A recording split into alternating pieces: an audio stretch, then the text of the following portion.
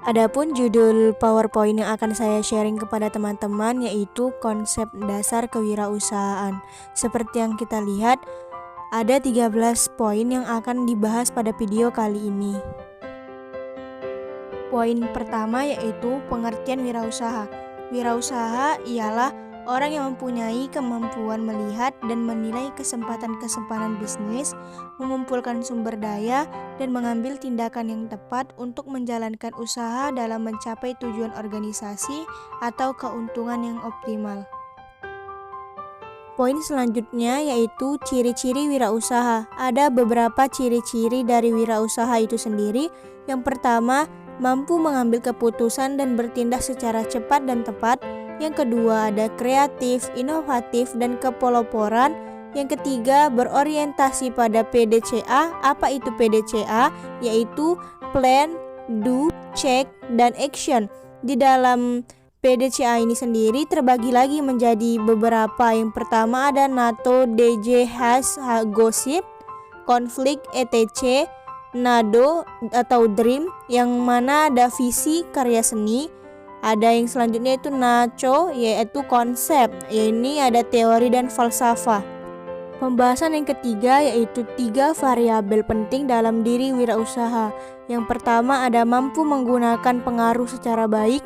Kedua, menciptakan komunikasi yang jelas dan dapat dipercaya. Dan yang terakhir, menetapkan pencapaian tujuan organisasi. Tipe wirausaha.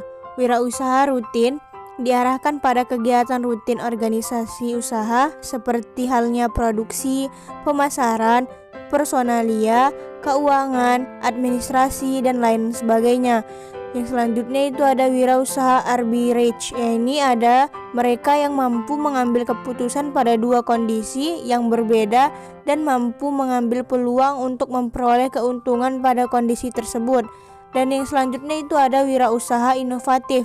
Apa itu? Yaitu orang yang mampu mencari, memanfaatkan, dan menemukan sesuatu yang baru agar perusahaan selalu menjadi pelopor dan tidak stagnan sehingga usaha yang dilakukan dapat lebih berkembang. 6 watak wirausaha. Sebaiknya seorang wirausahawan haruslah memiliki 6 watak berikut ini. Yang pertama, mempunyai kepercayaan diri yang kuat. Kedua, berorientasi pada tugas dan hasil. 3, mampu mengambil risiko. 4, mempunyai jiwa kepemimpinan.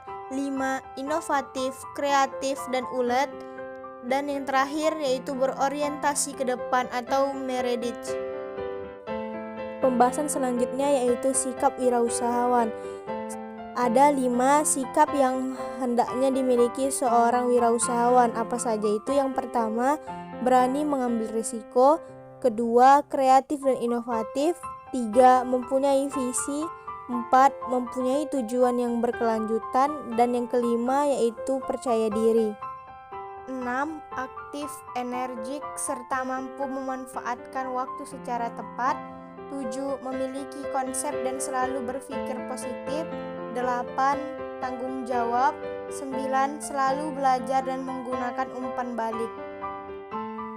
Selanjutnya yaitu keuntungan menjadi wirausahawan. Ternyata menjadi seorang wirausahawan memiliki keuntungan loh teman-teman. Keuntungan apa saja yang bisa didapat? Yang pertama, dapat mengontrol usaha secara mandiri.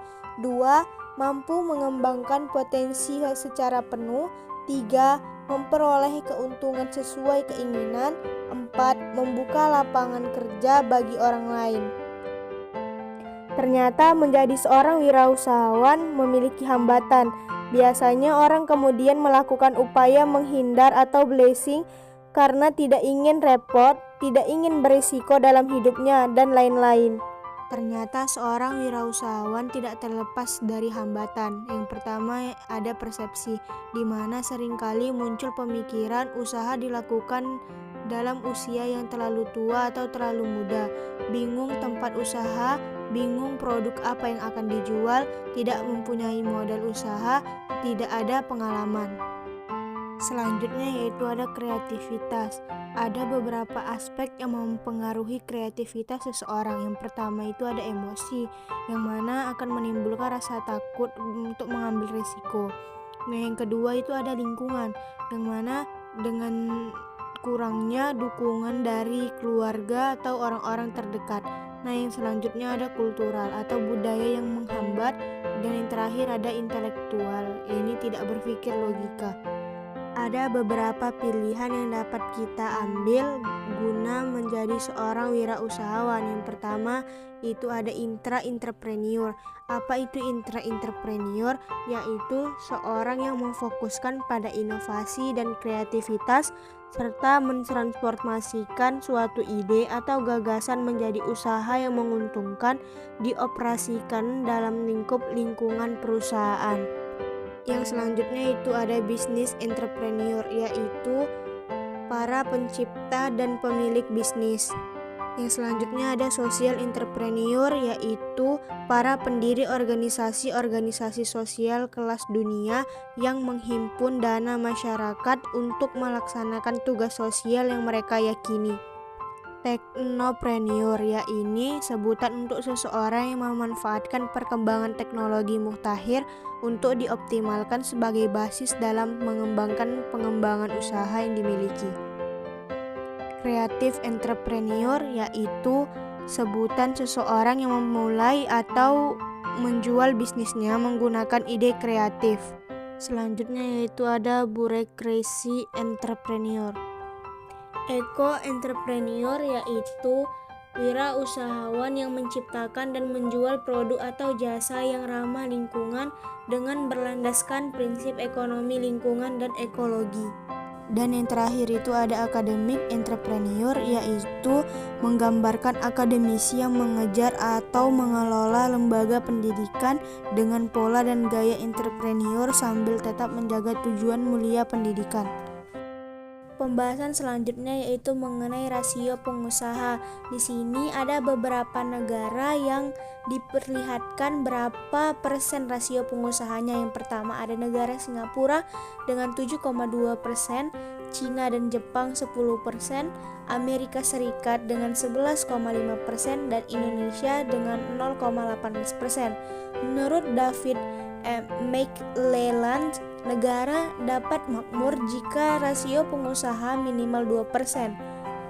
Dengan ini dapat kita simpulkan bahwasannya Indonesia belum bisa dikatakan sebagai negara makmur menurut pendapat David McClelland. Pentingnya pengembangan kewirausahaan dalam pembangunan. Ada beberapa poin. Yang pertama, dapat mendorong pertumbuhan ekonomi dan pembukaan lapangan pekerjaan. 2. Dapat meningkatkan kreativitas dan inovasi. 3. Peningkatan kualitas kompetensi.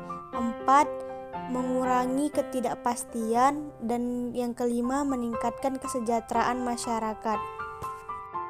Sebagai kata penutup saya dalam video kali ini, mulailah berubah dalam cara berpikir dan bertindak. Semoga dengan video ini bisa mendatangkan manfaat kepada teman-teman, membuka wawasan teman-teman terhadap kewirausahaan. Terima kasih sudah mendengarkan. Dadah.